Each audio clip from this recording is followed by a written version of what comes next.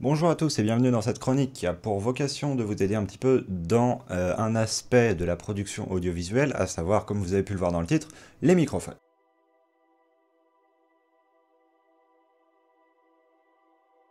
Pourquoi faire une vidéo sur les microphones, me direz-vous? Tout simplement parce que c'est un domaine qui, malgré sa relative simplicité extérieure, nécessite d'avoir quelques connaissances techniques avant de faire son choix sur vraiment l'appareil qu'on va avoir ensuite.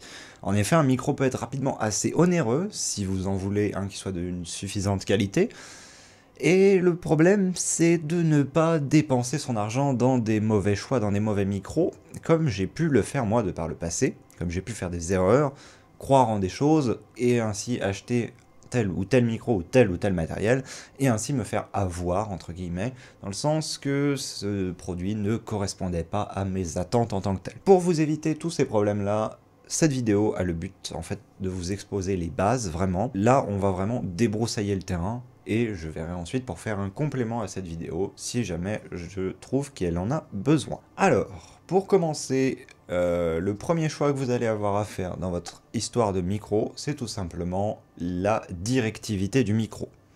Ce que je veux dire par là, c'est est-ce que vous voulez avoir un micro unidirectionnel ou omnidirectionnel. Et là, la différence est très grande. Dans le cas d'un micro omnidirectionnel, comme c'est le cas par exemple du Blue Yeti, vous allez avoir en fait le son qui va être capturé dans toute la zone autour de votre microphone de manière globalement égale. Bien évidemment avec un peu plus d'intensité sur les capteurs situés à l'avant, mais globalement tous les sons qui vont être dans la pièce vont être captés. A l'inverse, dans le cas d'un microphone nommé unidirectionnel, comme celui-ci par exemple, vous allez avoir seulement une direction où un maximum d'intensité va être enregistré et très peu d'intensité sur tous les autres côtés. C'est donc très pratique pour isoler une voix. Le problème, c'est que ça donne une voix qui est un petit peu différente de celle que vous entendriez réellement. Ce qu'il va falloir, c'est que vous fassiez un choix qui va être au final assez simple, étant donné que d'un côté, vous avez un microphone avec un son qui se rapproche le plus de la réalité possible. Toutefois, le fait est qu'il faut avoir un environnement contrôlé. Donc la question que vous allez vous poser, c'est est-ce que vous avez le budget et est-ce que vous avez l'intention de mettre en place un studio d'enregistrement en tant que tel, installer des mousses anti-réverbération, faire en sorte que le PC soit dans une autre pièce afin de ne pas capter les bruits des ventilateurs, ne pas avoir d'appareil électronique d'autres branchés dans la pièce pour ne pas avoir des interférences, ce genre de choses, ou alors vous êtes dans un environnement soit que vous ne pouvez pas contrôler, soit que vous n'avez pas envie de contrôler parce que vous avez envie que certains appareils restent dans votre pièce, par exemple un ordinateur, sachant que vous pouvez aussi ne pas pouvoir contrôler la pièce dans le sens que, par exemple, ce néon que j'ai à côté de moi fait du bruit quand il est allumé, et souvent j'ai besoin de l'allumer car autrement je n'ai pas de lumière. Les lampes ici font du bruit également. Je devrais changer les ampoules si jamais je voulais supprimer ce bruit. Tout un tas de petits bruits qui sont captés par des micros omnidirectionnels, alors que sur des unidirectionnels, ils ne sont pas captés. Alors quelques détails que j'aimerais tout de même apporter à ce sujet, c'est que d'un côté, donc déjà, c'est pas forcément votre matériel qui va faire spécialement votre qualité d'enregistrement. Vous pouvez faire de très bons enregistrements justement avec globalement n'importe quel matériel. Ne vous dites pas que parce que vous avez un micro omnidirectionnel, vous avez un mauvais son, etc. Non, c'est pas forcément ça. C'est aussi une question du prix que vous allez mettre dans votre micro, du matériel que vous allez avoir autour. Donc, sachez que ce n'est pas parce que vous avez le meilleur micro qui sonne extrêmement bien chez quelqu'un qu'il va sonner de la même matière chez vous. Il y a des micros qui sont adaptés à certains types de voix. Il y a des micros pour voix grave, il y a des micros pour voix aiguë. Ce que je veux dire par là, c'est que oui, le microphone a une importance, oui, ce qu'il est a une importance, mais il ne faut pas faire attention qu'à ça, et ne pas tout reporter sur la faute du matériel. Une fois que vous avez fait ce choix, vous avez un second choix à faire. Est-ce que vous voulez un microphone qui soit en XLR ou est-ce que vous voulez un microphone qui soit en USB? Au secours, qu'est-ce que c'est que le XLR? Explication tout de suite. Le XLR, c'est un format d'interface, tout simplement.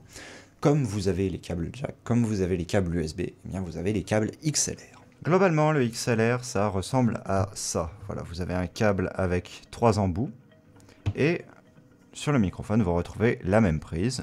Et pour brancher, c'est extrêmement simple. Vous prenez votre prise, vous branchez comme ceci jusqu'à l'encliquement, si jamais vous avez encliquement. Et une fois que vous avez fait ça, vous avez votre micro qui est connecté de ce côté-là, et il vous reste ceci à connecter, donc dans une table de mixage ou dans une interface par exemple, étant donné que vous remarquerez que ce genre de prise, on ne les trouve jamais sur des ordinateurs, et c'est normal. Le choix, encore une fois, peut s'avérer d'extérieur complexe, mais au final est assez simple. En effet, ce que vous allez vous dire, c'est tout simplement, est-ce que je veux une solution entre guillemets de facilité, de portabilité, dans le sens que je ne veux avoir qu'un matériel et c'est tout en soi, enfin juste j'arrive, je prends mon matériel, je le branche, pof sur mon ordinateur, je suis prêt à enregistrer. Ou est-ce que vous voulez vous embêter un peu plus, mais en contrepartie, gagner une certaine qualité d'enregistrement, car il arrive à un stade où les microphones USB commencent à patauger niveau qualité, un plus grand contrôle sur votre son, et également une possibilité de changer certaines pièces, pas à l'intérieur du microphone, mais le fait est que quand vous passez sur un système XLR, vous n'avez pas qu'un microphone à vous fournir. Un peu plus sur ça d'ailleurs après. Un des facteurs déterminants entre les deux peut être le prix. En effet, les microphones USB, généralement, dépassent rarement les 150 €. De toute manière, ceux au-delà de 150 € commencent à ne plus être rentables du tout, vu que des alternatives en termes de système XLR commencent à partir de ce prix à être très compétitives avec ces microphones à 150 €. Souvent, avec les microphones XLR, justement, on trouve des ensembles beaucoup trop compliqués, des tables de mixage, des tranches qui rajoutent des effets, qui rajoutent des choses comme ça. J'ai pu en expérimenter plusieurs, et je peux vous dire que pour de l'enregistrement de base, vous n'en avez pas du tout besoin. Ce que vous avez besoin, par contre, c'est une bonne interface USB. Ce que j'entends par là, en fait, c'est tout simplement une interface qui, en entrée, accepte des connexions XLR, et en sortie, accepte de l'USB, tout simplement, qui va être branché directement sur votre ordinateur. Le boîtier fait office de carte son, donc il n'y a pas de problème d'interférence et de ce qu'on appelle le hiss avec les jacks.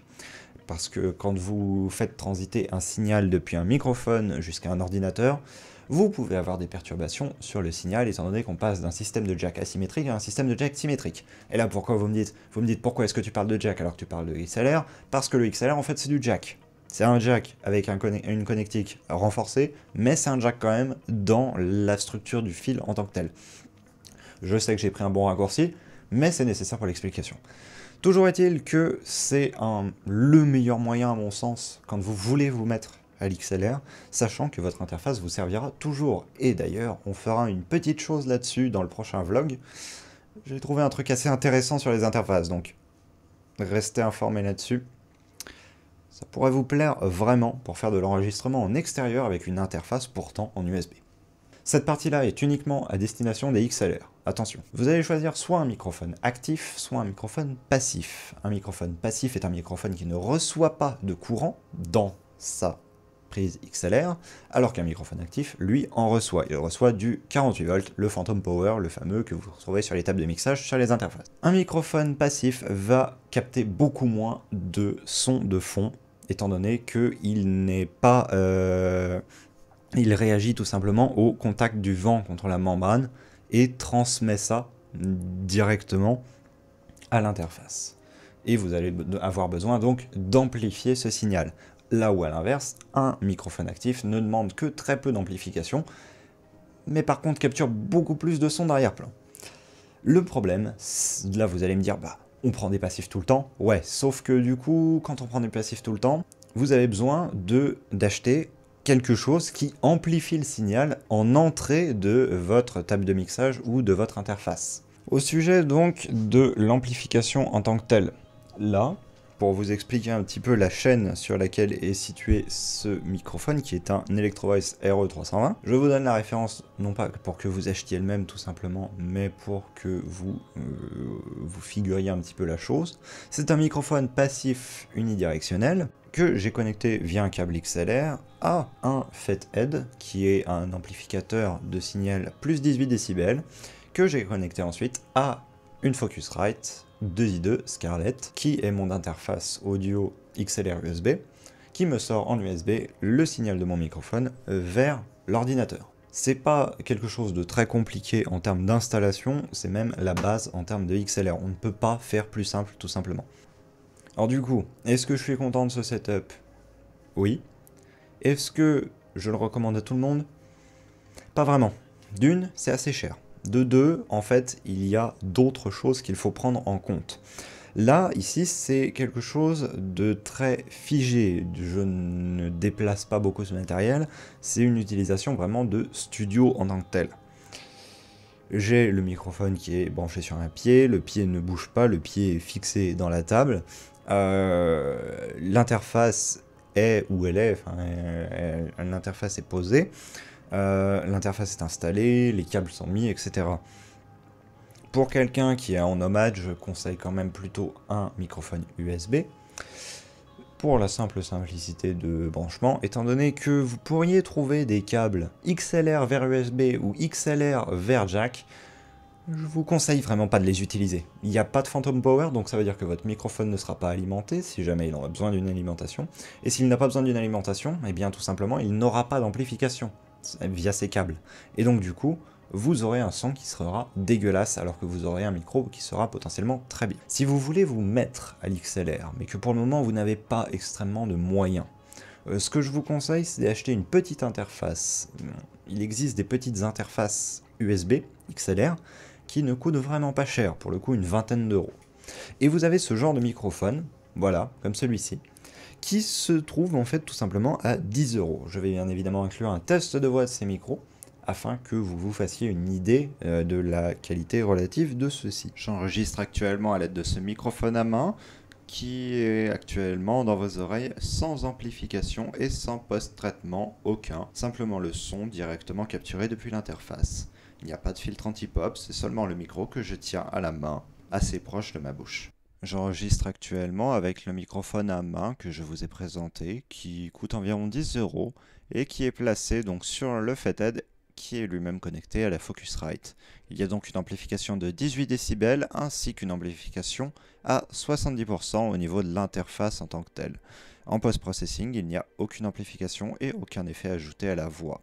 Le microphone sonne donc de cette manière, sans traitement particulier. Évidemment, la qualité audio n'est pas transcendante, mais toutefois, en dépannage, c'est très bon. Et surtout, ce sont des microphones qui sont extrêmement résistants et que vous pouvez globalement emmener partout. Ils sont fins, ils sont petits. Vous pouvez les utiliser pour du chant, pour de l'enregistrement. Globalement, ces micros-là, je suis très content de les avoir en secours. L'idée dans le choix d'un microphone, c'est qu'il n'y a pas de microphone miracle. Les microphones vont dépendre des utilisations que vous en faites. Si vous avez besoin de les déplacer régulièrement, mais que vous ne faites pas par exemple de l'extérieur, vous pouvez très bien être sur du XLR ou du USB. Sachant que l'USB, par contre, en extérieur, pas question de l'utiliser. Vous n'allez pas tout simplement emmener un ordinateur sur l'endroit où vous allez filmer en soi. Vous êtes beaucoup mieux d'utiliser d'autres solutions comme des microphones directement jack qui pourraient se connecter directement sur votre appareil photo. Je vous déconseille tout de même les microphones jack car je trouve qu'ils ont une très faible qualité comparée à leur prix, ce parce que tout simplement ils sont vendus à tellement peu d'exemplaires que pour des histoires de coûts de fabrication et de rentabilité, les constructeurs les vendent très cher pour ce qu'ils valent. Je vous conseille largement des microphones XLR, toutefois si vous n'avez pas la volonté de vous y mettre ou si vous n'avez pas la possibilité, car c'est une question qui se pose aussi, l'USB est excellent. L'USB est excellent jusqu'à un certain niveau, c'est ça qu'il faut vous dire, à un certain moment il va falloir apprendre comment utiliser l'XLR. Bref, vous l'aurez compris, choisir un microphone est loin d'être aisé, mais le fait est que j'ai fait exprès de ne pas vous donner beaucoup de références durant toute cette vidéo, tout simplement pour que vous choisissiez votre propre microphone et pas un énième qui soit conseillé par un énième youtubeur. L'idée derrière, c'est vraiment pas que vous vous dites quelqu'un vous a conseillé ce microphone là, donc vous le prenez. La première chose toujours à prendre en compte est son budget, bien avant sa qualité ou quoi que ce soit. Sachez que la plupart des viewers feront fi de la qualité technique de votre vidéo et de votre audio si jamais vous produisez de l'assez bon contenu. Le microphone étant seulement un plus, et un plus pour vos viewers, certes, mais également un plus pour vous, qui allez passer du temps à monter vos vidéos, à les travailler, à enregistrer certains passages, à réécouter certaines choses pour vous assurer que tout est bon. C'est aussi du confort pour vous. Et aussi tout simplement le fait que vous puissiez avoir envie de vous faire plaisir avec un microphone. Ce n'est pas à exclure. Quoi qu'il en soit, sachez que enregistrer quelque chose, je n'y croyais pas moi-même, mais c'est quelque chose qui s'apprend. On n'apprend pas en un jour à enregistrer parfaitement quelque chose dans un microphone, et je ne prétends pas y être arrivé, loin de là. Mais ce que je veux dire, c'est qu'il y a une manière de se tenir devant le microphone, il y a une manière de connaître en fait les limites de son micro. Bref, travailler avec son matériel, l'utiliser le plus souvent possible, c'est ce qui va vous faire prendre conscience des limites et des possibilités qu'un tel matériel vous offre, et donc ainsi aller de plus en plus loin et pousser la qualité de vos productions. Je n'ai pas grand chose d'autre à ajouter à ce sujet, et je vous dis à très bientôt pour une prochaine vidéo, sachant que bientôt je vais aborder, comme je l'en ai parlé un petit peu plus tôt, la manière pour transformer n'importe quel micro XLR en un moyen pour enregistrer en extérieur, à condition d'avoir une interface USB, bien évidemment, ou n'importe quel autre type d'interface, on verra comment.